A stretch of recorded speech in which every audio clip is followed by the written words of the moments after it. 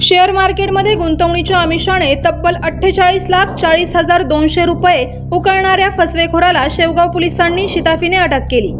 आरोपीने डेव्हिंग cafe trading या बनावट शेअर ट्रेडिंग कंपनीच्या माध्यमातून लोकांचा विश्वास संपादन करून मोठ्या प्रमाणावर फसवणूक केली होती।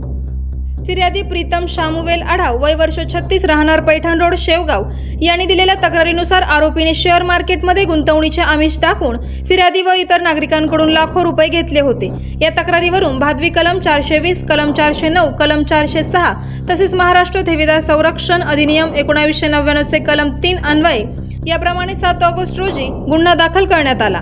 तपासात निष्पन्न झाले आहे की आरोपी सागर भैयासाहेब अंगरखे राहणार विद्यानगर शेवगाव हा गुन्हा दाखल झाल्यानंतर शहरातून फरार झाला होता। याने स्वतःचे शेअर मार्केट ऑफिस बंद करून त्याच नावाने डेव्हिड कॅफे कॉफी शॉपी चालू केली होती। दरम्यान पोलीस निरीक्षक श्री संतोष मुटकुळे यांना आरोपी 8 ऑगस्ट रोजी आखेगाव रोडवरील खंडोबा मैदानाजवळ नव्या कॅफेच्या उद्घाटनासाठी येणार असल्याची गोपनीय माहिती मिळाल्यानंतर पोलिसांनी सापळा रचून आरोपीला तहसील कार्यालयाजवळ मोटारसायकलवरून पळून जात असताना अटक केली। त्याला लगेच न्यायालयात हजर करण्यात आले आहे।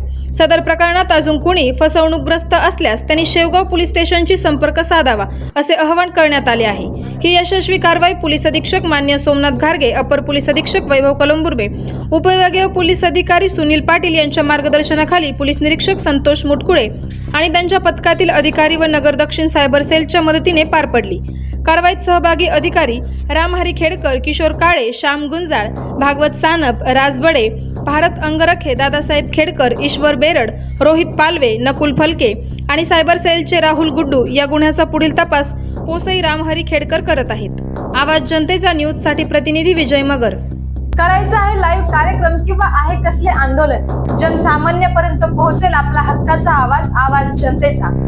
बातमी व जाहिरातीसाठी संपर्क करा स्क्रीनवर दिलेल्या नंबरवर।